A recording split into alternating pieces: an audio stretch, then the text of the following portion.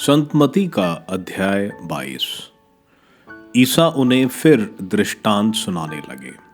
उन्होंने कहा, स्वर्ग का राज्य उस राजा के सदृश है जिसने अपने पुत्र के विवाह में भोज दिया। उसने आमंत्रित लोगों को बुला लाने के लिए अपने सेवकों को भेजा, लेकिन वे आना नहीं चाहते थे।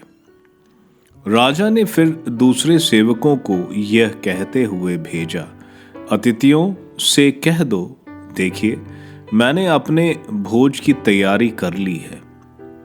मेरे बैल और मोटे मोटे जानवर मारे जा चुके हैं, सब कुछ तैयार है, विवाह भोज में पधारिए। अतिथियों ने इसकी परवाह नहीं की।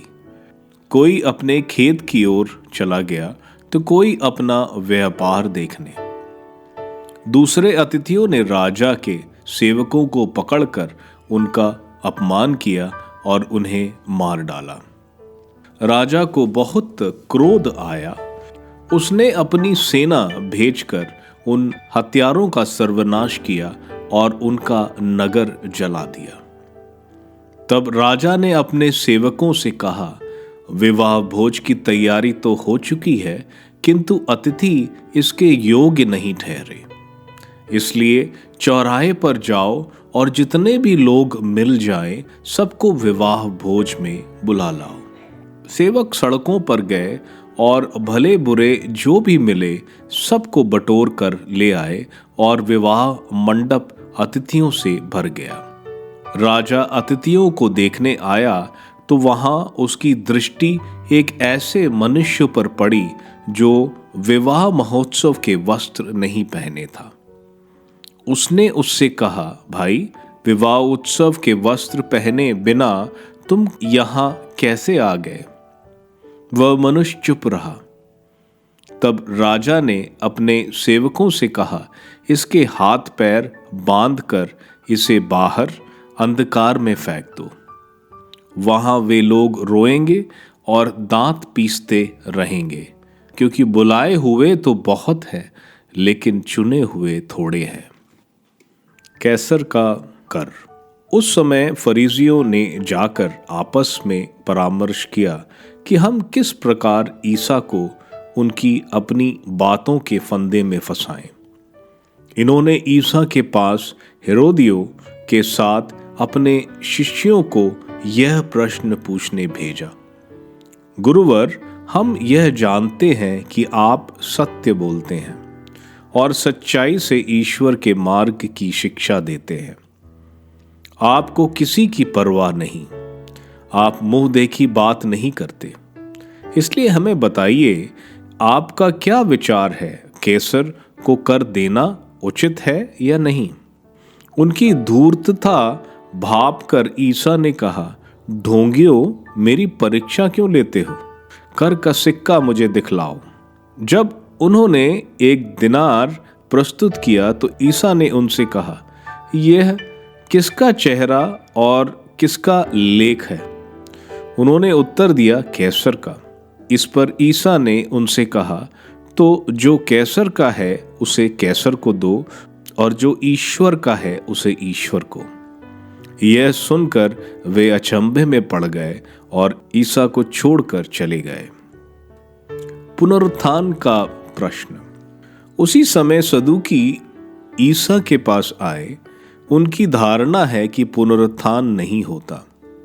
उन्होंने ईसा के सामने यह प्रश्न रखा, गुरुवर, मूसा ने कहा, यदि कोई निरसंतान मर जाए तो उसका भाई उसकी विधवा का ब्याह कर अपने भाई के लिए संतान उत्पन्न करे। अब हमारे यहाँ 7 भाई थे। पहले ने विवाह किया और निरसंतान मरकर अपनी पत्नी को अपने भाई के लिए छोड़ दिया। दूसरे और तीसरे आदि 7 भाइयों के साथ वही हुआ। सबके बाद वह स्त्री मर गई। अब पुनरुत्थान में वह 7 में से किसकी पत्नी होगी? वह तो सबकी पत्नी रह चुकी है। ईसा ने उन्हें उत्तर दिया, तुम लोग ना तो धर्म ग्रंथ जानते हो और ना ईश्वर का सामर्थ्य, इसलिए भ्रम में पड़े हुए हो। पुनरुत्थान में ना तो पुरुष विवाह करते और ना स्त्रियां विवाह में दी जाती हैं, बल्कि वह स्वर्गदूतों के सदृश होते हैं। जहां तक मृतकों के पुनरुत्थान का प्रश्न है, क्या तुम लोगों ने कभी यह नहीं पढ़ा कि ईश्वर ने तुमसे कहा, मैं इब्राहिम का ईश्वर, इसहाक का ईश्वर और याकूब का ईश्वर हूं। वह मृतकों का नहीं, जीवितों का ईश्वर है।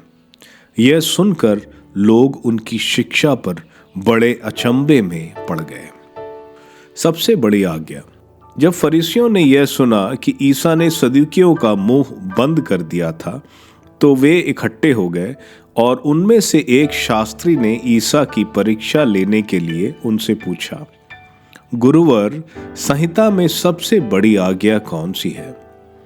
ईसा ने उससे कहा, अपने प्रभु ईश्वर को अपनी सारे हृदय, अपनी सारी आत्मा और अपनी सारी बुद्धि से प्यार करो।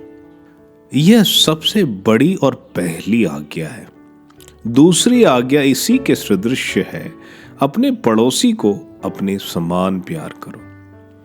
इन्हीं दो आज्ञाओं पर समस्त संहिता और नबियों की शिक्षा अवलंबित है। मसीह दाऊद का पुत्र। ईसा ने इकट्ठे हुए फरीसियों से पूछा, मसीह के बारे में तुम लोगों का क्या विचार है? वह किसके पुत्र है? उन्होंने उत्तर दिया, दाऊद के। इस पर ईसा ने उनसे कहा, तब दाऊद आत्मा की प्रेरणा से उन्हें प्रभु क्यों कहते हैं? उन्होंने तो लिखा है, प्रभु ने मेरे प्रभु से कहा, तुम तब तक मेरे दाहिने बैठे रहो जब तक मैं तुम्हारे शत्रुओं को तुम्हारे पैरों तले ना डाल दूं। यदि दाऊद उन्हें प्रभु कहते हैं, तो वह उनके पुत्र कैसे हो सकते हैं? इसके उत्तर में कोई ईसा से एक शब्द भी नहीं बोल सका और उस दिन से किसी को उनसे और प्रश्न करने का साहस नहीं हुआ।